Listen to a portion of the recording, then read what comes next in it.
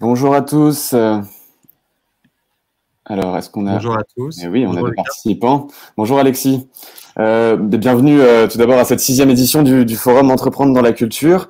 Je vais vous faire un petit point de présentation sur l'événement avant de laisser la parole à Alexis pour cet atelier sur la comptabilité qui s'intitule Lire et interpréter son bilan comptable et son compte de résultats. Donc le Forum Entreprendre dans la culture, c'est un forum qui a été créé en 2015 à l'initiative du ministère de la Culture et plus particulièrement de la Direction générale des médias et des industries culturelles. C'est un forum de promotion et de valorisation de l'entrepreneuriat culturel qui a vocation à apporter de l'information pratique et concrète aux porteurs de projets culturels. Donc là, on entame une 6e édition qui est un peu singulière. Elle a été reportée, elle devait se tenir en mai à l'École nationale des beaux-arts à Paris. Elle est reportée finalement en version numérique du fait des contraintes sanitaires, mais on a le plaisir de pouvoir tous vous accueillir et vous faire partager tous les bons conseils de nos intervenants. Donc je vais laisser la parole maintenant à Alexis qui va se présenter son cabinet et voilà, vous faire sa présentation. Donc Alexis, c'est à toi. Merci à toi. Bonjour à tous, merci Lucas. Bienvenue. Donc oui, aujourd'hui je vais vous présenter un atelier qui s'intitule Lire, comprendre, interpréter son bilan comptable et son compte de résultats.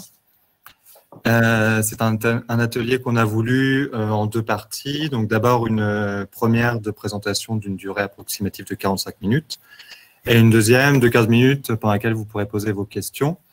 Je vous invite à le faire tout du long. Sur le côté droit, vous avez un onglet questions dans lequel vous pouvez écrire vos questions. Faites-le au fil du temps et moi après je les regarderai pendant ces 15 minutes et on y répondra. J'y répondrai et comme ça vous en bénéficierez tous. Avec Entreprendre dans la culture, on a voulu monter cet atelier parce qu'il répondait pour nous à plusieurs objectifs. J'imagine que vous êtes des jeunes entrepreneurs dans la culture ou des personnes en reconversion ou même des étudiants futurs entrepreneurs. Et du coup, vous n'êtes pas forcément habitués aux documents financiers qui ont un vocabulaire propre. Et donc, voilà, la première idée, c'était que vous connaissiez ce vocabulaire, que vous ayez les bases pour lire d'abord ces états, les comprendre, comprendre les différentes composantes, comment elles s'articulent, et au final que vous vous appropriez un langage pour vous, en tant que chef d'entreprise, comprendre ces documents, mais aussi pouvoir en discuter avec les tiers. Et je pense là notamment par exemple avec votre banquier ou si vous recherchez des investisseurs qui, eux, maîtrisent ce langage. Donc, vous serez, j'imagine, accompagné d'un conseil comme un expert comptable, mais que vous connaissiez la base de ces documents est quand même important pour comprendre les discussions, pouvoir intervenir et aussi savoir quoi présenter à ces tierces.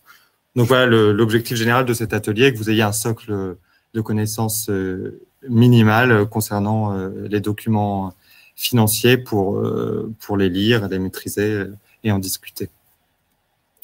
Alors, au niveau du sommaire, je vais d'abord me présenter un peu plus en détail et présenter le cabinet pour lequel je travaille.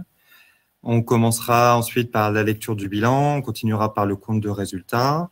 Après, on fera le lien entre ces 2 documents et on terminera par le plan comptable.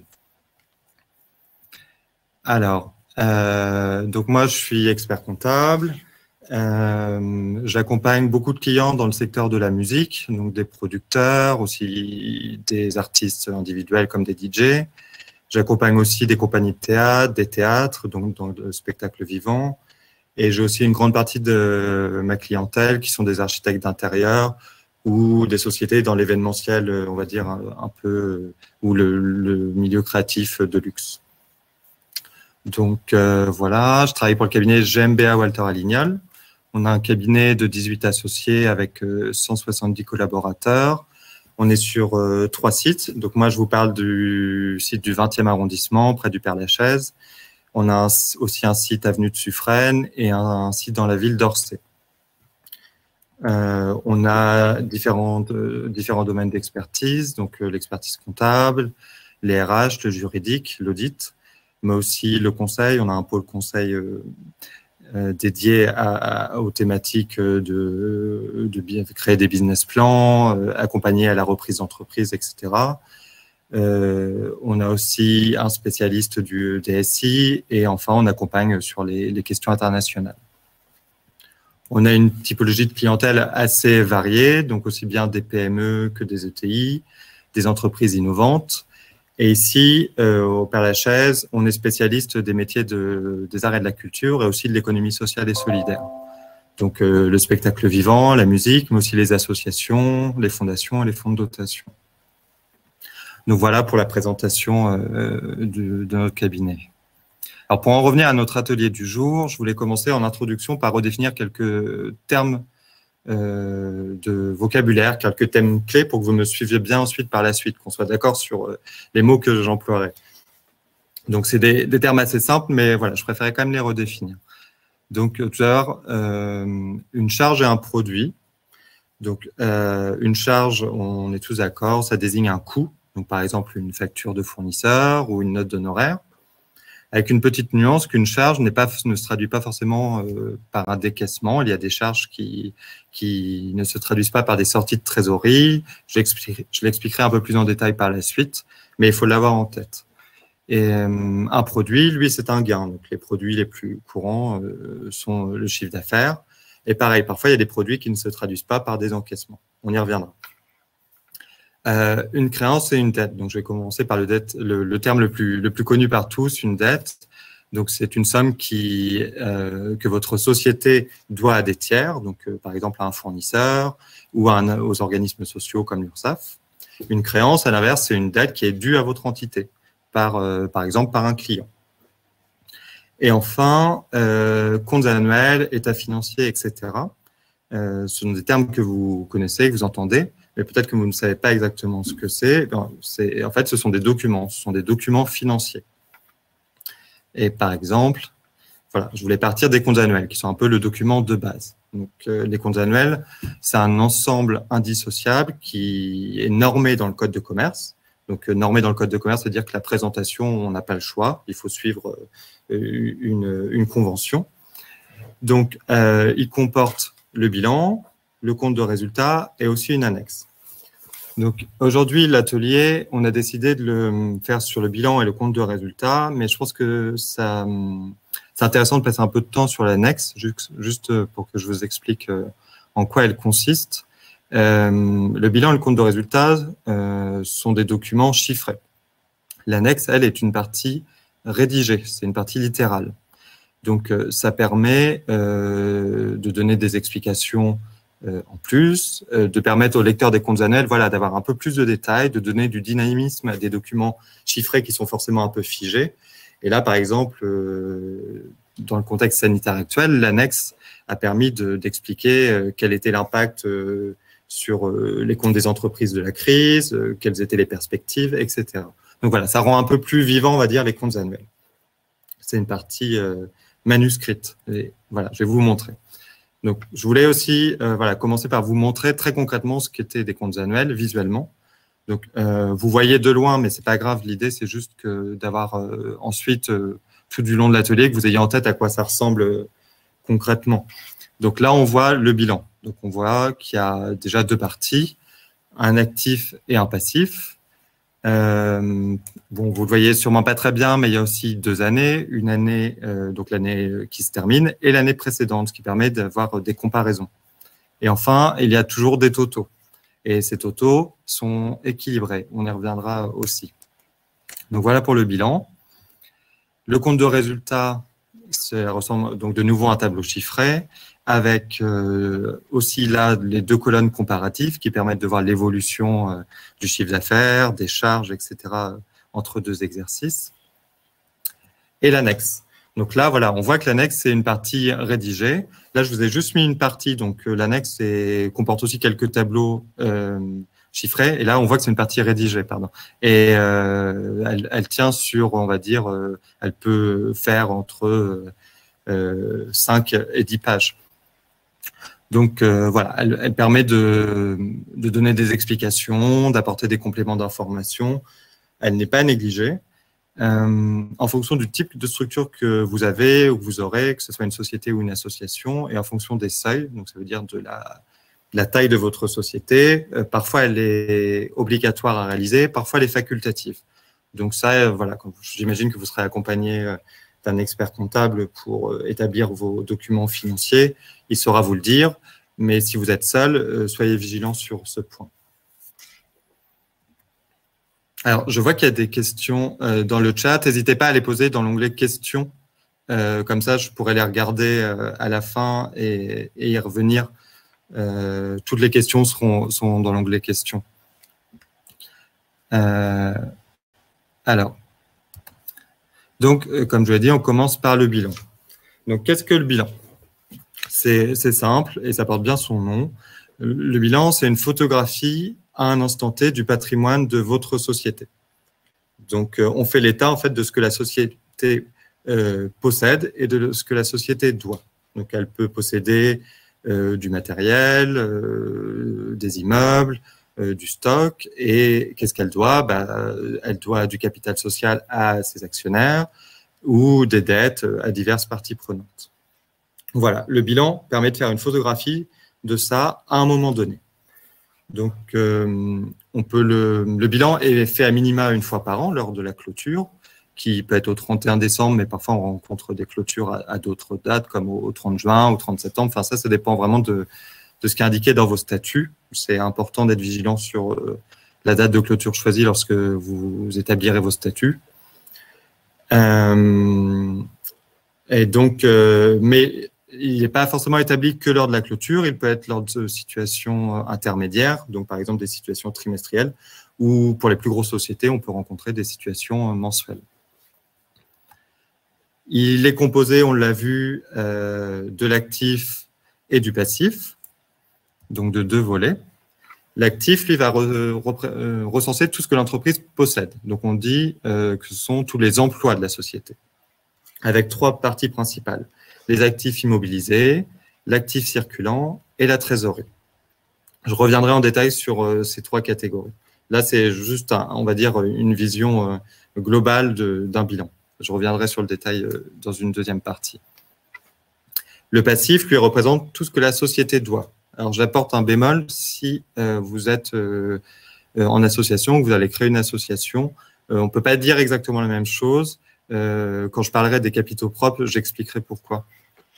Mais voilà, si vous avez une société, il faut avoir en tête que le passif représente tout ce que votre société doit. Ce qu'elle doit à vous en tant que créateur à travers les capitaux propres et ce qu'elle doit aux tiers à travers les dettes. Donc, il y a deux catégories, les capitaux propres dans le passif, les capitaux propres et les dettes. Et donc là, je vais revenir en détail sur les différentes catégories de l'actif et du passif. Donc l'actif, je dis qu'il était composé de trois parties, l'actif immobilisé, l'actif circulant et la trésorerie. Donc en ce qui concerne l'actif immobilisé, on parle d'immobilisation. Là, dans cette catégorie, sont recensés tous les actifs durables de la société, c'est-à-dire qu'ils sont conservés pendant plus d'un exercice, plus d'un an. Par exemple, si vous avez une voiture dans votre société ou association, bien évidemment, vous allez l'utiliser sur plus d'une année. Donc, il y a différentes catégories d'immobilisation. Les immobilisations corporelles, donc là, c'est l'exemple de la voiture, mais ça peut être du matériel informatique ou même, ça peut être, qu'est-ce qu'on retrouve, un immeuble, un appartement, enfin voilà, ça dépend de ce que votre société possède qui a une substance physique.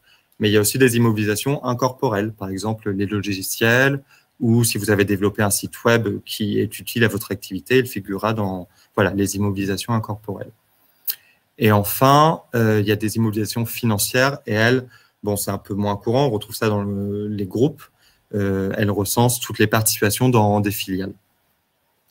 Donc voilà pour les immobilisations, des actifs conservés durablement pendant plus d'un exercice. L'actif circulant, lui, au contraire, représente les actifs qui sont consommés au cours de l'année suivante. Donc, par exemple, si vous avez des créances clients, donc des clients qui ne vous ont pas encore payé, eh bien, elles figureront dans l'actif circulant. Mais il y a aussi vos stocks qui ont une vocation à tourner et à être consommés régulièrement. Et il peut y avoir d'autres natures de créances, comme des créances fiscales. Si, par exemple, vous avez une dette envers l'administration d'impôts ou de TVA. Et parfois, il y a d'autres créances envers d'autres tiers. Et enfin, la trésorerie. Donc là, c'est simple, ce sont vos comptes bancaires, vos comptes épargne et si votre société a des valeurs mobilières. Une précision, ce sont les soldes positifs de trésorerie. Si vous avez un solde négatif, cela s'apparentera à un emprunt. Et donc, on l'a commencé à l'évoquer, les dettes sont, elles figurent au passif. Donc là, à l'actif, la trésorerie, mais uniquement les soldes positifs de trésorerie. Alors, une vision imagée pour récapituler ce que je viens de dire. À l'actif, on retrouve les immobilisations, l'actif circulant et la trésorerie. Donc, ce récapitulatif a l'intérêt aussi de vous montrer la répartition, enfin la présentation exacte d'un actif. Quand vous aurez lirez des documents financiers, l'actif sera toujours présenté dans cet ordre-là. D'abord les immobilisations et à la fin la trésorerie. Voilà, c'est une convention qui est mise en place et ça vaut pour l'actif, le passif et le compte de résultat. Ce sont des normes françaises. La présentation est toujours la même. Mais par contre, par exemple, si vous lisez un bilan américain, la présentation est différente. Eux commencent par la trésorerie et finissent par les immobilisations. Ils vont du plus liquide au moins liquide. Mais voilà, vous pouvez savoir retenir que les bilans compte de résultats et annexes en France sont normés et toujours présentés de la façon dont je vous en parlerai. Ensuite, voilà, on va voir le passif un peu plus en détail. Donc, au passif, il y a tout d'abord les capitaux propres. Donc là, c'est pour les sociétés ce que la société doit à ses actionnaire. Donc, qu'est-ce qu'elle leur doit? Elle leur doit ce qu'ils ont apporté initialement. On parle de capital social. Ça, je pense que c'est une notion que tout le monde connaît à peu près. Et elle leur doit ce qu'ils ont laissé au fil du temps dans l'entité, les résultats qu'elle a fait et qu'ils n'ont pas repris sous forme de dividendes, qu'ils n'ont pas distribués. Donc, les capitaux propres ont un caractère permanent, sont des ressources propres. On entend par caractère permanent le fait qu'ils n'ont pas pour vocation à être remboursés aux actionnaires rapidement. L'idée, ce n'est pas une dette envers un fournisseur, par exemple, qui doit être payé rapidement. Là, les actionnaires ont mis à disposition de la société ces fonds pour qu'elle réalise son activité et les reprendront au fil du temps sous forme de dividendes ou lors de la liquidation de la société. Alors, voilà la nuance entre association et société. En association, on parle pas de capitaux propres, mais de fonds propres. Et il y a un changement de vocabulaire parce que la différence est importante. Les fonds propres n'appartiennent pas au créateur de l'association. Une association n'a pas vraiment de propriétaire. Quelque part, elle appartient à la collectivité. Et donc, c'est en ça que, par exemple, si une association est liquidée, les fonds propres reviendront à une autre association de même nature. Ils ne seront pas redistribués au créateur de l'association. Donc voilà, c'est aussi peut-être une notion, si vous êtes en phase de réflexion sur quel type de structure à créer, c'est une notion qui peut faire la distinction dans votre choix de structure parce que, évidemment, le résultat n'est pas du tout le même. Alors, les capitaux propres ont des sous-catégories. D'abord, le capital social. Donc là, je l'ai dit, c'est l'apport initial des associés. Ensuite, le bénéfice ou la perte de l'exercice. Et après, les réserves. Donc, les réserves, ce sont les fameux résultats non distribués des années précédentes. Ces trois, capital social, résultat de l'exercice et réserves, forment les capitaux propres. Il y a différentes catégories de réserves. Donc, comme elles figureront sur les états que vous lirez, je souhaitais vous en parler. Donc, il y a la réserve légale, qui, elle, représente toujours 10% du capital social. Donc, elle est obligatoire. Dès que l'entreprise réalise un bénéfice, il faut forcément l'affecter une partie de ce bénéfice à la réserve légale, jusqu'à ce qu'elle représente 10% du capital social. Il y a des réserves statutaires. Donc là, c'est si vos statuts prévoient ce type de réserve. Ce n'est pas obligatoire que les statuts en prévoient. Et enfin, les réserves ordinaires qui, là, cumulent l'ensemble des résultats non distribués. Donc, les capitaux propres, c'était la première partie de l'actif. Dans la deuxième partie, on retrouve les dettes à long et à court terme. À long terme, ce sont les emprunts bancaires. Et à court terme, ce sont les dettes de la vie courante d'une société ou d'une association. Donc, les dettes envers ses fournisseurs, les dettes envers l'administration fiscale et les dettes sociales.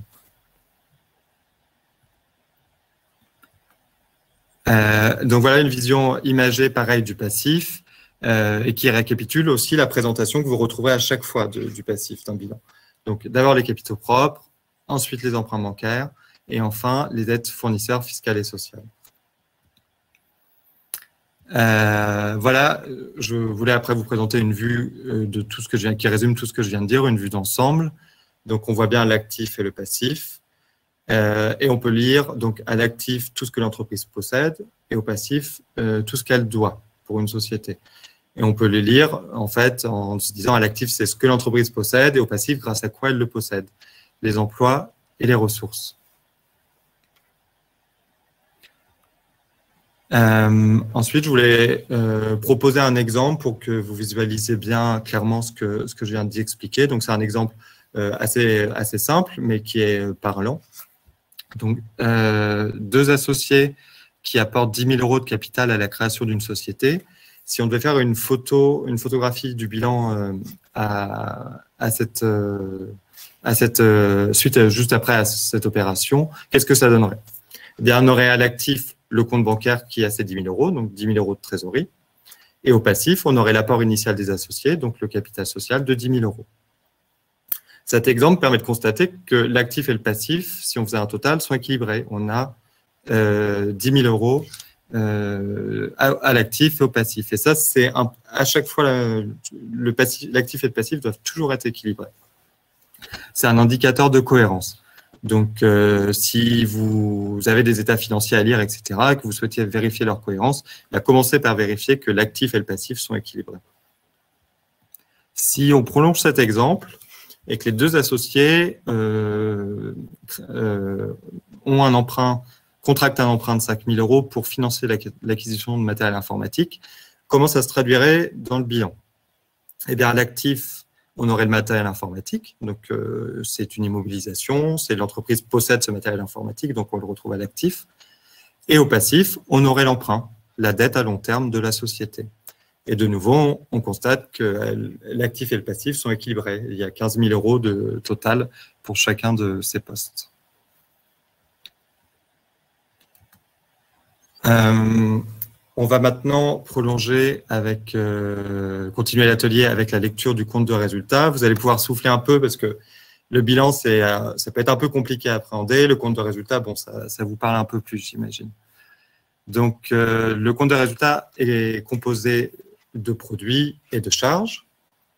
Donc, on a défini un peu plus tôt ce qu'était un produit et une charge.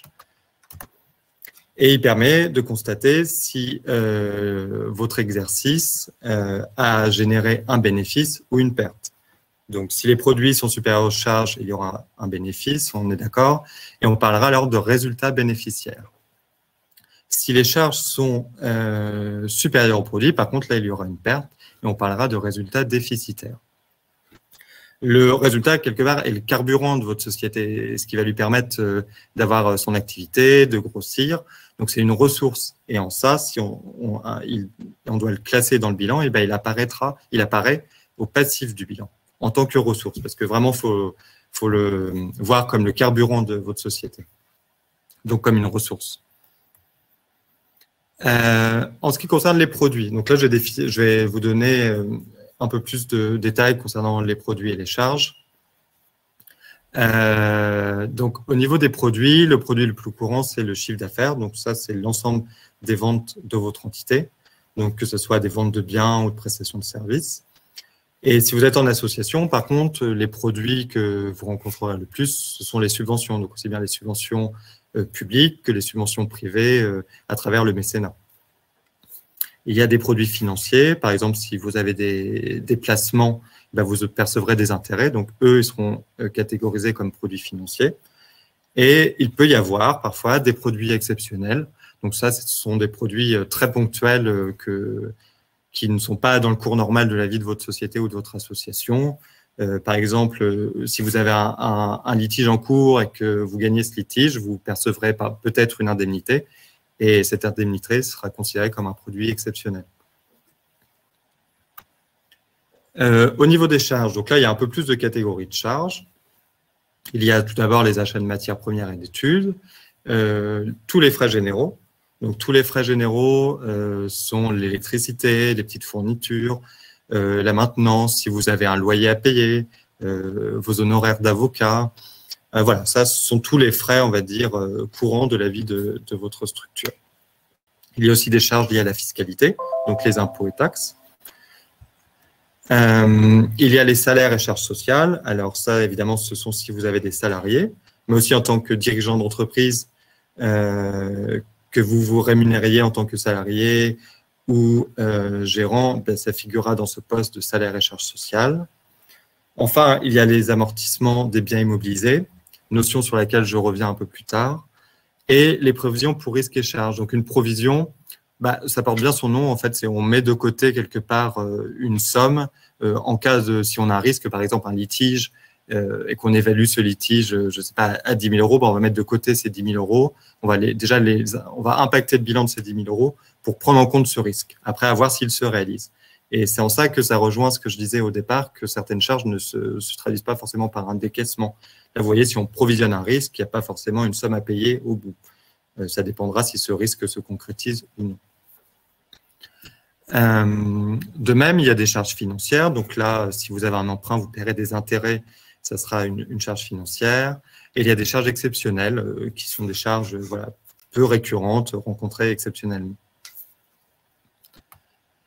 Alors, je vous ai présenté comment se décomposer un bilan. Pareil, le compte de résultat a une certaine structure et c'est ici qu'on voit cette structure. Donc, on commence toujours par le résultat d'exploitation, qui est vraiment le résultat de votre activité seule. Donc, c'est ce résultat, quelque part, qui est… On a tendance, quand on n'est pas très bien les états financiers, à regarder le résultat net, on va dire, le résultat tout au bout de la page. Mais ce n'est pas forcément celui-là qui est le plus intéressant. Celui sur lequel il faut avoir une vigilance particulière, c'est le résultat d'exploitation, parce que c'est celui qui témoigne de la viabilité de votre activité.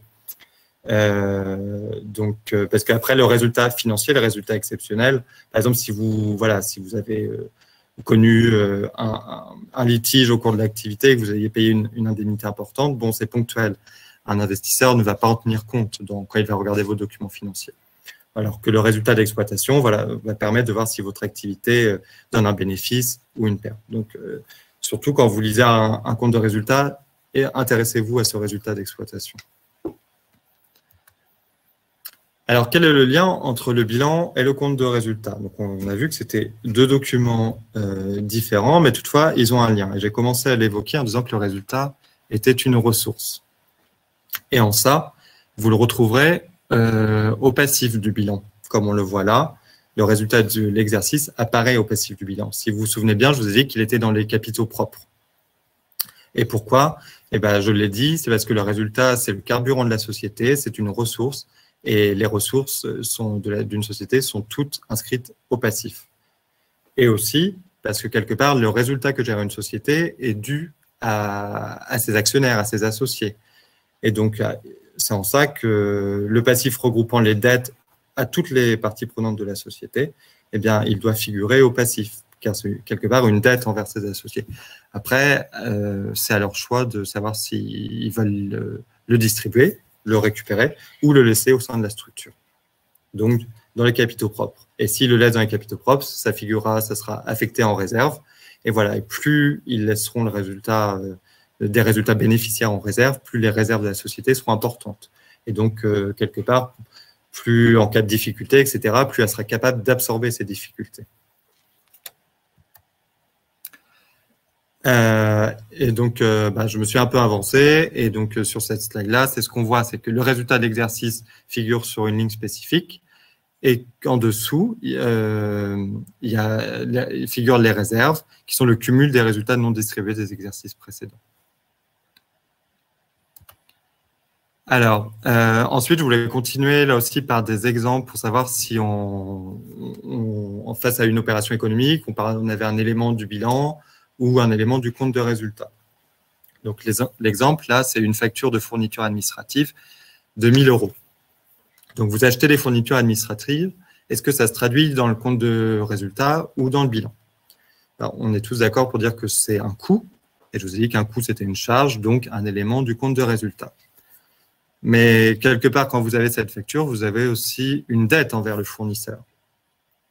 Donc, face à cette opération économique, on voit qu'elle se retrouve à la fois dans le compte de résultat en tant que charge et aussi au bilan en tant que dette. Donc, elle se traduit dans les deux documents. Et en France, on parle de comptabilité en partie double. Et vous verrez, vous commencez déjà à le voir, que voilà, souvent, on est en effet miroir. Pour une même opération économique, on la retrouve à deux endroits. Ensuite, voilà, je voulais vous expliquer la distinction entre une immobilisation et une charge. Je vous ai dit qu'une voiture, c'était une immobilisation. Et pourtant, acquérir une voiture, c'est un coût. Alors, vous pourriez me dire, bah, c'est une charge, donc dans le compte de résultat et pas au bilan. Et qu'on s'y perd un peu. Alors, en fait, ce qu'il faut se dire, c'est que face à un coût, s'il est supérieur à 500 €, on va se poser la question si on achète quelque chose qui va nous servir durablement, si la société acquiert un bien qui va lui être utile sur plusieurs exercices. Et si oui, dans ce cas, ça ne serait pas très cohérent que le compte de résultat supporte tout le coût sur une seule année, parce que ça plomberait le résultat, alors que le bien va être utilisé sur plusieurs exercices. Donc, c'est en ça qu'il est pertinent de ne pas l'affecter en charge, mais de le mettre en immobilisation, parce que si on doit faire une photographie du patrimoine de votre société, bah, effectivement, elle a un véhicule, donc il faut qu'il apparaisse quelque part, mais pas dans le compte de résultat qui serait potentiellement déficitaire lié à cet investissement. Donc, on le met, le véhicule, pour continuer cet exemple, on le met en immobilisation, mais par contre, il faut qu'à un moment, son coût soit pris en compte dans le compte de résultat. Et c'est là qu'arrivent les dotations aux amortissements. Une dotation aux amortissements, c'est une répartition du coût d'un investissement sur sa durée d'usage. Par exemple, si le véhicule, vous l'utilisez pendant 10 ans et qui coûte 10 000 €, eh bien, chaque année, on aura en compte de résultat une dotation aux amortissements de 1 000 €. Comme ça, au bout de 10 ans, on aura bien eu les 10 000 € qui seront passés en compte de résultat et pas 10 000 € d'un coup sur le premier compte de résultat. Ça permet de répartir le coût sur la durée d'usage. Donc, voilà le lien entre immobilisation, charge et la notion de dotation aux amortissements. Donc voilà, il faut, en tant que créateur d'entreprise, c'est bien de savoir que si vous faites un investissement, ce n'est pas à déduire tout de suite de vos comptes de résultats, mais c'est plutôt, on parle dans ce cas-là, à amortir. Vous amortissez ce bien sur la durée d'utilisation. Ensuite, je voulais vous parler de ratio financier, parce que ça, si vous êtes en discussion avec un banquier ou des investisseurs, ce sont des termes qui seront amenés à utiliser. Donc, les deux termes sont les plus couramment rencontrés sont fonds de roulement net global et besoin en fonds de roulement. On parle de BFR. Alors, le fonds de roulement net global sont les ressources propres et nettes que vous disposez à long terme. Donc, c'est-à-dire vos capitaux propres, moins les investissements à long terme, moins les immobilisations. C'est ce qui, quelque part, qui vous reste après avoir investi. Le besoin en fonds de roulement, c'est une notion un peu complexe, mais qu'on peut résumer simplement. Quelque part, c'est le cash dont vous avez besoin pour initier votre activité et ensuite la poursuivre. Parce qu'évidemment, par exemple, pour facturer, peut-être qu'avant d'avoir des encaissements, vous avez besoin d'embaucher, donc de payer des salaires, d'acquérir du matériel, etc. Et donc, vous avez un décalage entre vos dépenses et puis vos encaissements. Et le BFR mesure ce décalage et le chiffre. Et c'est quand même pas mal de le calculer parce que, en termes, si vous avez besoin de fonds, il faut en tenir compte pour savoir avant vos premiers encaissements de combien vous avez besoin en termes de trésorerie. Et donc, ces deux notions, ces deux ratios ont un lien avec la trésorerie, comme on le voit, vu qu'il s'agit de besoins de cash. Pour le fonds de roulement net global moins le besoin en fonds de roulement vous donne votre trésorerie. Donc voilà pour deux ratios pas si compliqués finalement et qui sont très importants. Voilà. Ensuite, je voulais terminer par le plan comptable, parce que dans les états financiers, vous aurez une partie détaillée. Ça veut dire que vous aurez vraiment le détail de l'actif, du passif et du compte de résultat. Et face au compte, vous aurez des numéros de compte. Et donc, il est intéressant pour vous de savoir d'où sortent ces numéros. Ils ne sont pas aléatoires, ils ne changent pas entre les différentes sociétés ou associations. Ils sont là aussi normés. Donc, ils sont normés dans le plan comptable. Il y a 7 numéros de compte. Enfin, les numéros de compte vont de 1 à 7. En compte 1, on retrouve les comptes de capitaux.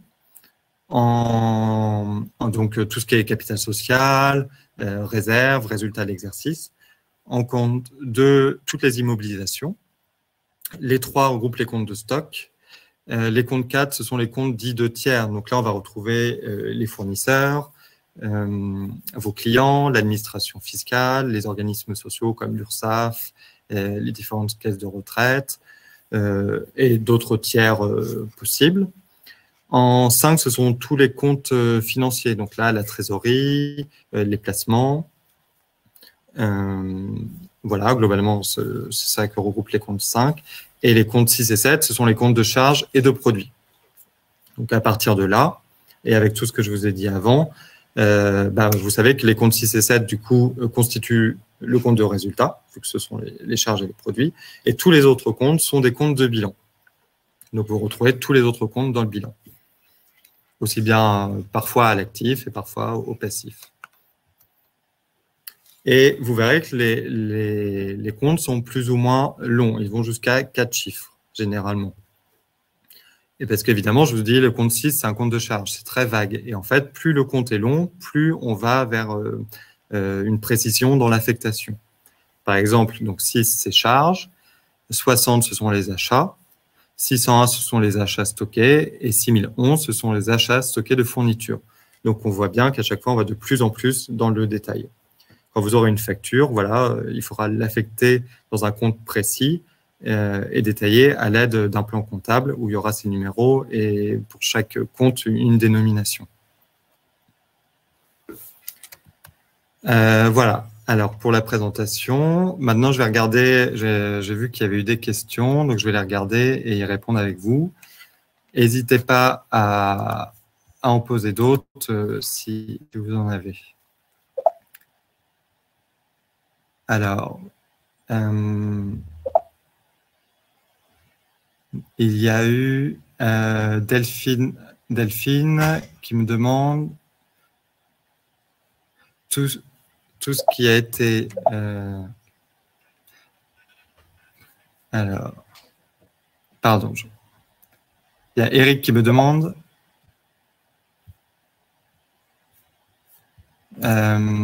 où lire le bénéfice ou déficit du compte de résultat.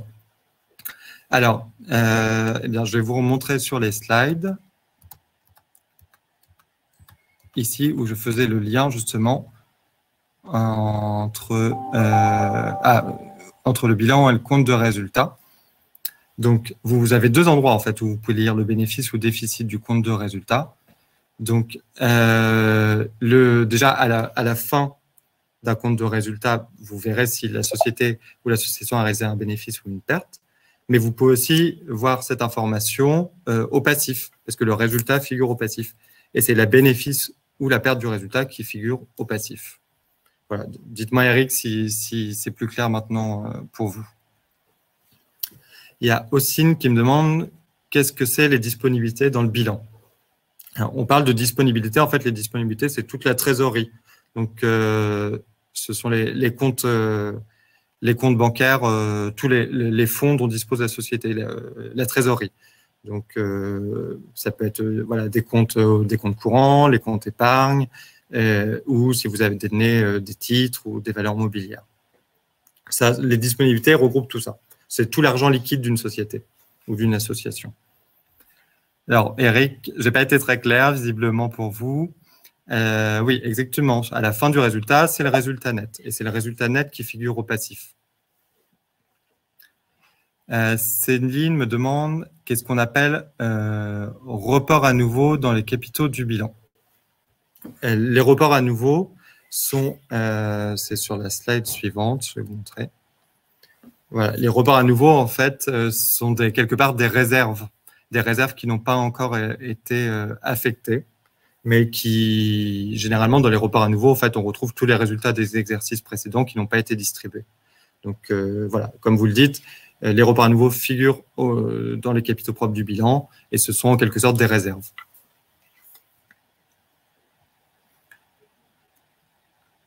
Alors, je vais prendre connaissance des autres questions. Alors, si vous avez des questions qui vous intéressent, il y a aussi, vous pouvez voter sur les questions. Vous avez des petits triangles avec le chiffre 0. Voilà, si vous avez une question qui vous intéresse particulièrement que quelqu'un a posée, vous pouvez voter pour cette question. Alors.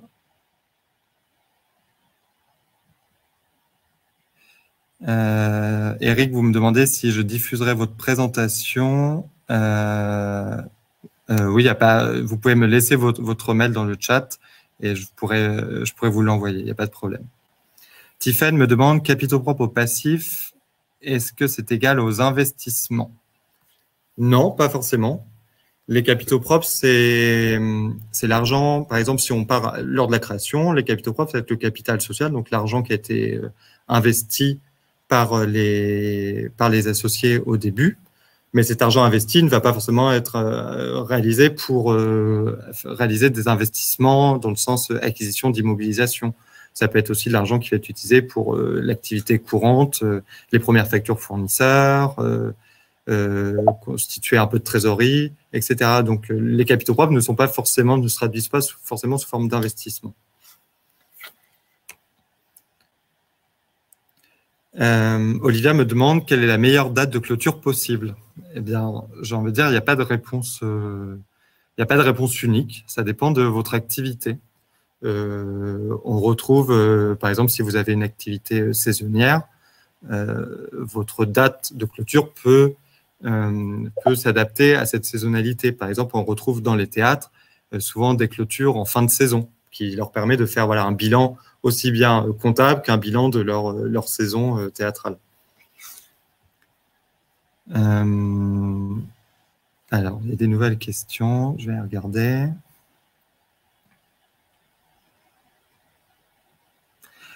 Christelle me demande, quand on fait des avances personnelles pour la création d'une société, dans quel compte faut-il l'affecter et donc pouvoir le récupérer? Alors, il faut distinguer deux choses. La première sont l'apport initial que vous allez faire à votre structure. Donc là, ça sera en capital social. Et l'idée, c'est de ne pas le récupérer rapidement. Et vous, ce que je comprends, c'est plutôt que vous souhaitez apporter des disponibilités à votre société pour l'aider au démarrage, mais pouvoir le récupérer dès que c'est possible, ces fonds. Mais dans ce cas-là, ils sont affectés. On a des comptes courants d'associés, qui sont des comptes qui figurent au passif, vu que c'est une dette. Mais ce sont des comptes un peu comme un compte de dette envers un fournisseur, mais là, c'est une dette envers un associé. Et donc, vous pouvez faire des apports en compte courant d'associés et ensuite vous remboursez de ces apports. Il n'y a pas de problème là-dessus.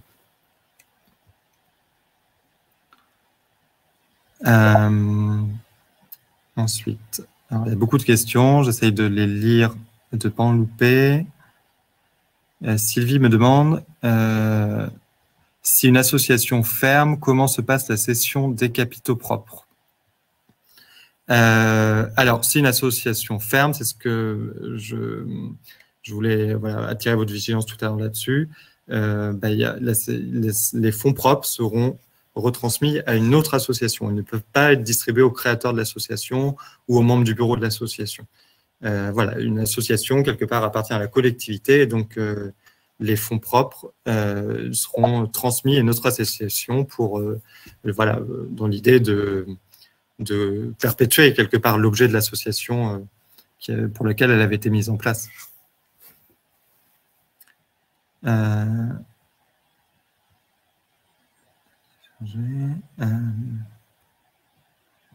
Est-ce que les produits et charges, Angélique me demande, est-ce que les produits et charges constatés d'avance apparaissent au compte de résultat? Bien sûr, en tant que produits et charges, c'est pris en compte dans le compte de résultat.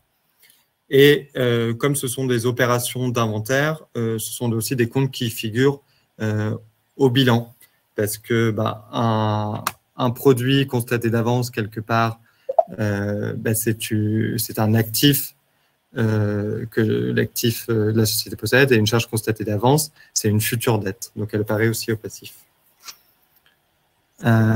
Inès, un budget d'association doit-il être présenté sous forme de plan comptable, par exemple pour demander des subventions, etc., ou autrement?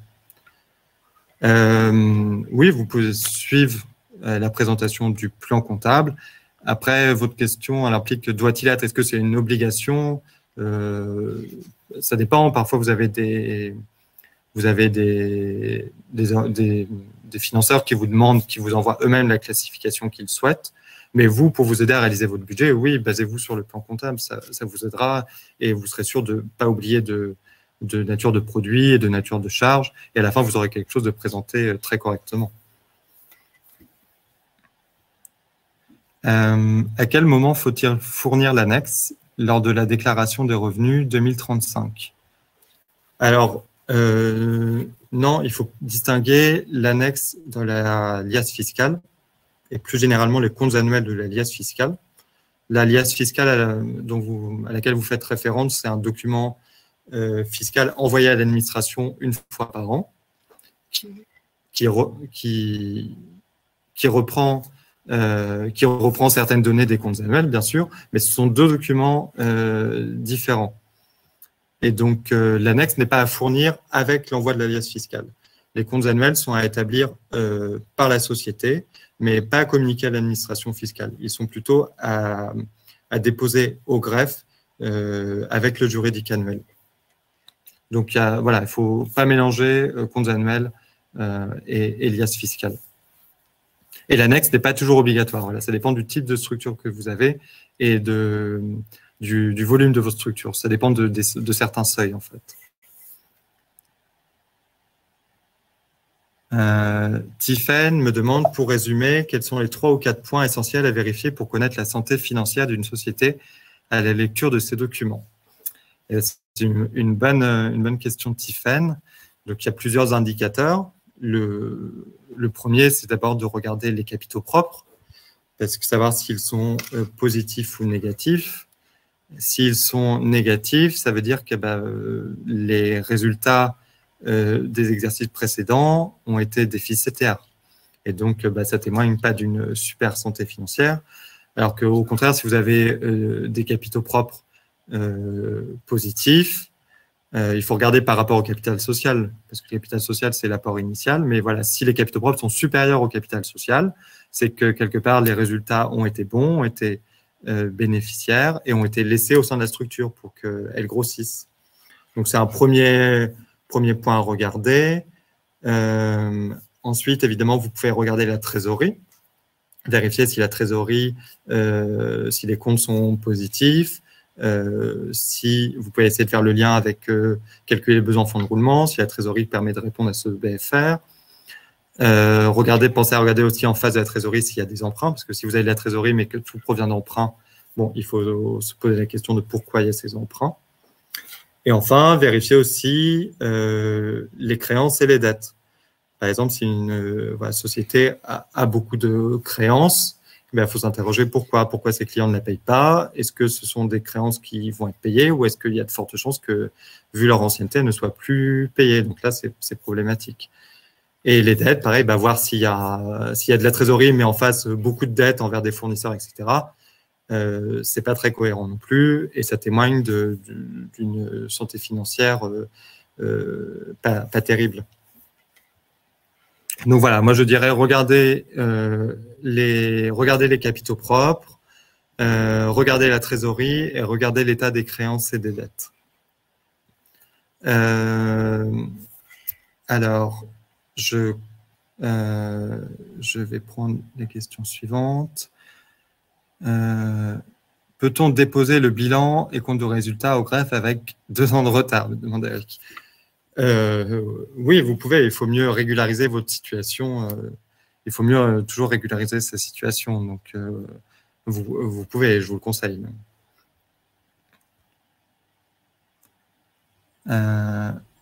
Olivier me demande quelles sont les différences entre flux physique, monétaire et financier.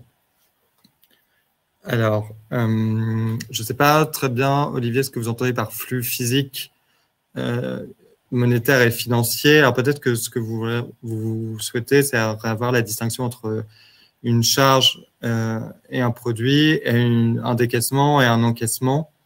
Donc, je vous ai dit que ce n'était pas forcément la même chose. Il y a des charges qui se traduisent par des décaissements, des coûts qu'on va payer, un fournisseur, etc. Et il y a d'autres charges, comme par exemple une dotation aux amortissements, qui est la répartition du coût si je reprends mon exemple du véhicule, bah la dotation aux amortissements ne va pas se traduire par une sortie de trésorerie. Donc voilà, une charge n'est pas forcément un décaissement, et c'est la même chose pour les produits. Et donc c'est en ça qu'il y a une différence entre les flux du compte de résultat et les flux de trésorerie. Je ne sais pas si c'est ça que vous entendiez par votre question. Bon, n'hésitez pas à la repréciser si vous le souhaitez. Christelle, pourquoi vous n'avez pas abordé la rédaction des comptes annuels à fournir? Pouvez-vous nous éclairer et donner des conseils? Parce que déjà, voilà, l'atelier était de 45 minutes de présentation, et le bilan comporte déjà beaucoup de notions, comme le compte de résultat. Donc, on ne voulait pas non plus, vous saturer d'informations. Et en plus, l'annexe, c'est un document qui est important, qui est intéressant, surtout dans ce contexte difficile où apporter des précisions, c'est toujours bien, apporter des explications sur pourquoi ce compte de résultat, pourquoi cet emprunt, etc., c'est important. Toutefois, toutes les sociétés ne sont pas soumises à l'obligation d'établir une annexe, et surtout les jeunes sociétés ou les associations. Donc voilà, ça ne nous a pas paru indispensable, mais on voulait quand même l'évoquer.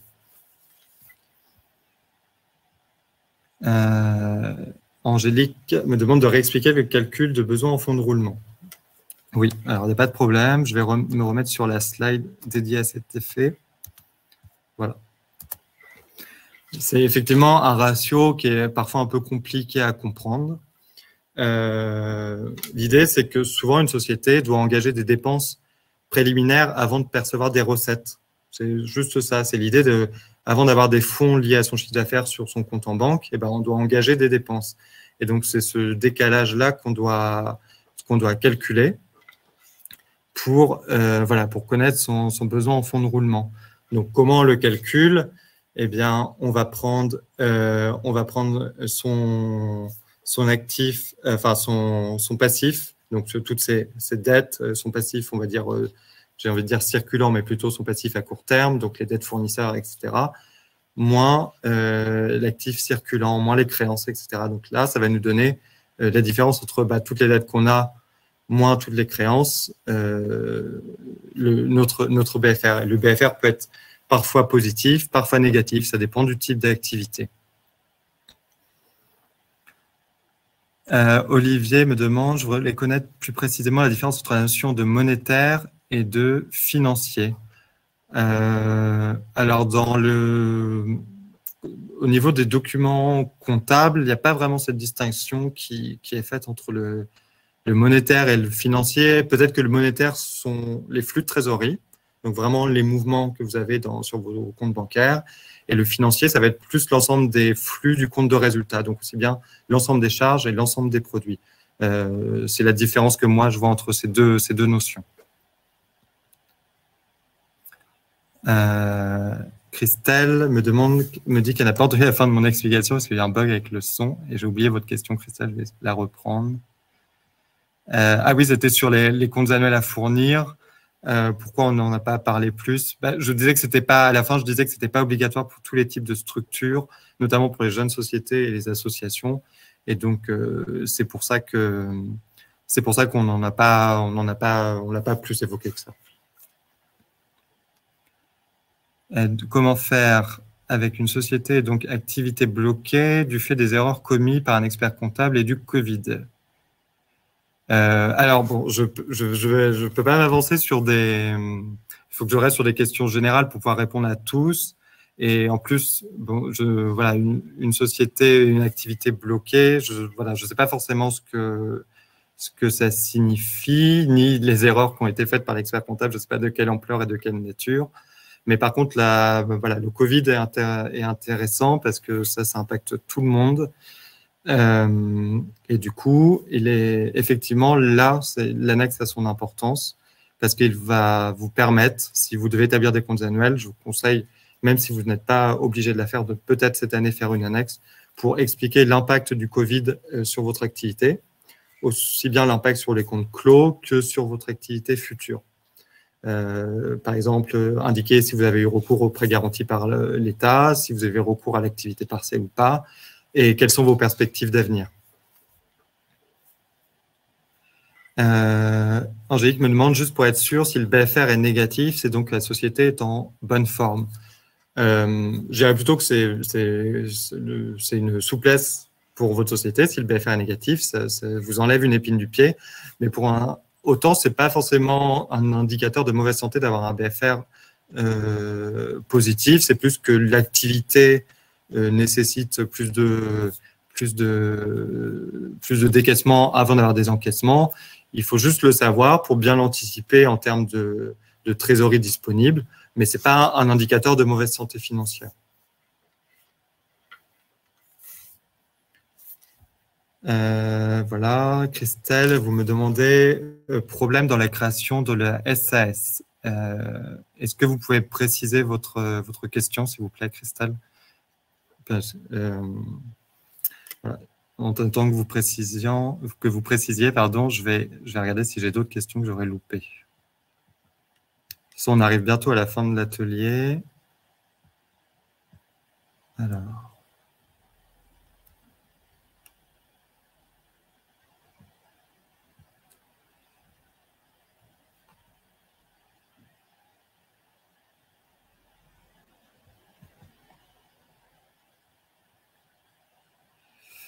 J'ai l'impression que j'ai répondu à la plupart des questions. Je vais aller voir dans le chat si jamais il y en a eu. Je crois qu'il y a eu, je reviens, le maître du temps. Je crois qu'on a eu quelques questions dans le chat, notamment Sylvie, qui demande si. Voilà, je te laisse prendre la main. Alors, on arrive au bout de Sylvie, ça devait être au début, alors, avant que je précise. Je vois que c'était à 10h16. Ouais. Ah oui, où mettons des prêts faits par des adhérents de l'association? Eh bien, là, c'est un prêt, c'est une dette que votre association a envers ses adhérents. Donc, ils doivent figurer dans le passif du bilan de votre association au niveau des emprunts. Ensuite, Christelle me demandait à ce moment-là, quand on fait des avances personnelles, donc ça, j'y ai répondu. On a d'autres questions qui arrivent dans le chat, dans les questions, pardon. Ouais, désormais. Alors, Inès, avez-vous des conseils de ressources pour approfondir tout cela, trouver des modèles de documents?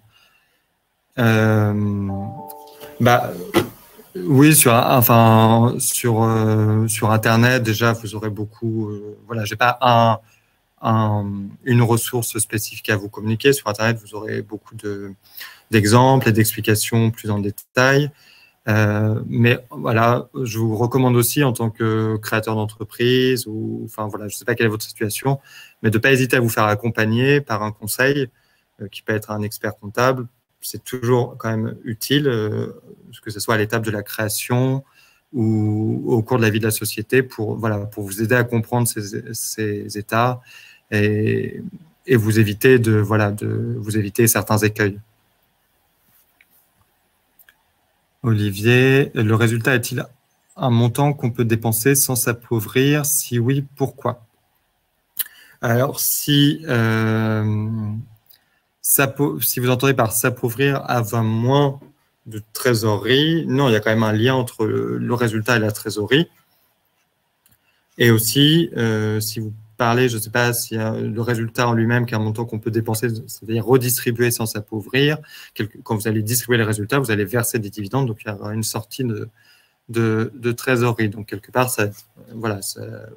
vous vous appauvrirez, mais c'est le fonctionnement normal d'une d'une société de fonctionner ainsi. Et sinon, si vous voulez dire avoir des charges sans décaissement, il y en a certaines pour lesquelles c'est le cas, comme les provisions ou les amortissements, mais beaucoup, quand même la plupart, se traduisent par des sorties de trésorerie. Peut-être une dernière question, parce qu'on arrive à la fin de cette session. Ouais, j'ai une dernière question. Je vais prendre la question de Tiffen. Quel est le coût annuel à minima d'un expert comptable pour une petite structure débutante? J'hésite entre portage salarial et création de société dans le cas. Le coût annuel minimum, ça peut être variable en fonction de la prestation que vous souhaitez. Si vous souhaitez être accompagné de la création à l'établissement de votre premier bilan, juste pour l'établissement de votre premier bilan. Si aussi vous souhaitez une réflexion sur quel type de structure monter, ou si vous voulez revoir avec votre expert comptable le business plan. Donc, c'est fluctuant, mais on va dire que voilà, un minimum d'un bon package de démarrage, c'est entre 1 500 et 2 000 euros. Voilà. Voilà, donc merci. On arrive à la fin de cette session. Merci beaucoup Alexis, j'espère que cela aura été utile, mais je n'en doute pas aux participants. On pourra vous retrouver donc à 14h, je crois, hein, c'est ça? Ouais, sur le forum.